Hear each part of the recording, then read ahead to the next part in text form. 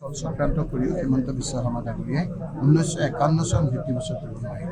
1951 চন ভিত্তিবছৰ কৰাৰ কাৰণে তেওঁ যিমান তেওঁৰ চেষ্টা সকলো চেষ্টা সুপ্ৰিম কোৰ্টলৈকে তেওঁ অব্যাহত ৰাখিছে। আমি জমিয়ত উলেমায়ে হিন্দ আমছু তেওঁলোকে কেছ কৰিছিল, আমি সহায় কৰিছিলোঁ।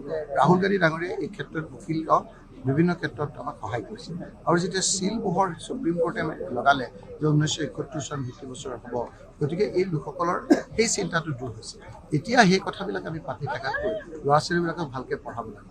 কেনেকৈ পঢ়াই পেলাই ডক্টৰ ইঞ্জিনিয়াৰ কৰিব পাৰি, কেনেকৈ ছুপাৰ স্পেচিয়েলিষ্ট কৰিব পাৰি, কেনেকৈ ল'ৰা ছোৱালীবিলাকে ক'ত পঢ়িব লাগে, কোনে ছায়েন্সত পঢ়িব লাগে, কোনে আৰ্টছত পঢ়িব লাগে, কোনে আপোনাৰ কমাৰ্চ পঢ়িব লাগে, কোনে কম্পিটিটিভ এক্সামিনেশ্যনবিলাকত কেনেদৰে গ'লে আগবাঢ়ি যায়, সেই কথা বতৰাবিলাক যেনেকৈ বিভিন্ন প্ৰতিষ্ঠানে শিকায়, সেই কথাৰ পৰিৱেশ কৰিবৰ কাৰণে আমি এটা চেষ্টা কৰিছোঁ, যাতে আমাৰ এই চৰ অঞ্চলৰ ছোৱালী বা আমাৰ চাপৰি অঞ্চলৰ ছোৱালীয়ে ভালকৈ পঢ়া শুনা কৰি, খেতিয়কৰ ছোৱালীয়ে যাতে ভালকৈ পঢ়া শুনা কৰি ছুপাৰ স্পেচিয়েলিষ্ট হৈ ডক্টৰ হিমন্ত বিশ্ব শৰ্মাক ভগৱানে নকৰক যদি কিবা বেমাৰ আজাৰ হয়, তেতিয়া যদি ইয়াৰ চৰ অঞ্চলৰ ছুপাৰ স্পেচিয়েলিষ্ট ছোৱালী ডাক্তৰে যেতিয়া ভাল কৰে, তাৰ ব্যৱস্থা যিদিনা হ'ব সেইদিনা মই ভাবিম যে আমাৰ এই কষ্ট নতুন বছৰ, আমাৰ অসমীয়া বছৰো আছে নহয়।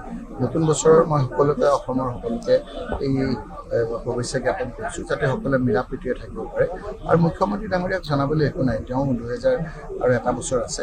মই তেওঁক কৈছোঁ, তেওঁ আপোনাৰ এজন অন্তৰ নাথাকা নিৰ্দয় মানুহ, নহ'লে দুখীয়া মানুহক অত্যাচাৰ নকৰে, দুখীয়া মানুহৰ টকাৰে আপোনাৰ ওপৰত তেওঁ ঘূৰি নকৰে।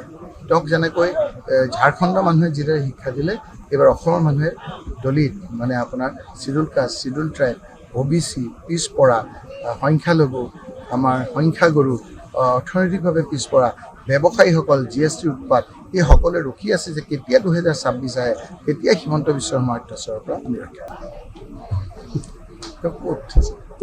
মই তেখেতক কোৱা মানে আকৌ তেওঁ জীৱিত হ'ব ৰাজনীতি।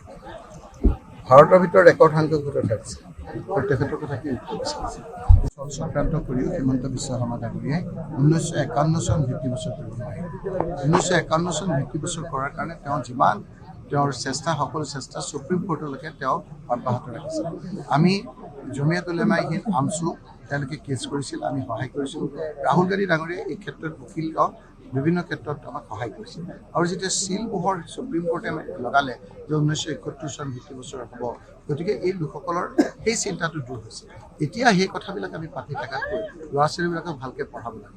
কেনেকৈ পঢ়াই পেলাই ডক্টৰ ইঞ্জিনিয়াৰ কৰিব পাৰি, কেনেকৈ ছুপাৰ স্পেচিয়েলিষ্ট কৰিব পাৰি, কেনেকৈ ল'ৰা ছোৱালীবিলাকে ক'ত পঢ়িব লাগে, কোনে ছায়েন্সত পঢ়িব লাগে, কোনে আৰ্টছত পঢ়িব লাগে, কোনে আপোনাৰ কমাৰ্চ পঢ়িব লাগে, কোনে কম্পিটিটিভ এক্সামিনেশ্যনবিলাকত কেনেদৰে গ'লে আগবাঢ়ি যায়, সেই কথা বতৰাবিলাক যেনেকৈ বিভিন্ন প্ৰতিষ্ঠানে শিকায়, সেই কথাৰ পৰিৱেশ কৰিবৰ কাৰণে আমি এটা চেষ্টা কৰিছোঁ, যাতে আমাৰ এই চৰ অঞ্চলৰ ছোৱালী বা আমাৰ চাপৰি অঞ্চলৰ ছোৱালীয়ে ভালকৈ পঢ়া শুনা কৰি, খেতিয়কৰ ছোৱালীয়ে যাতে ভালকৈ পঢ়া শুনা কৰি ছুপাৰ স্পেচিয়েলিষ্ট হৈ ডক্টৰ হিমন্ত বিশ্ব শৰ্মাক ভগৱানে নকৰক যদি কিবা বেমাৰ আজাৰ হয়, তেতিয়া যদি ইয়াৰ চৰ অঞ্চলৰ ছুপাৰ স্পেচিয়েলিষ্ট ছোৱালী ডাক্তৰে যেতিয়া ভাল কৰে, তাৰ ব্যৱস্থা যিদিনা হ'ব সেইদিনা মই ভাবিম যে আমাৰ এই কষ্ট। যিকোনো খবৰৰ বাবে যোগাযোগ কৰক 7099017330 লগতে 7099017110 নম্বৰত।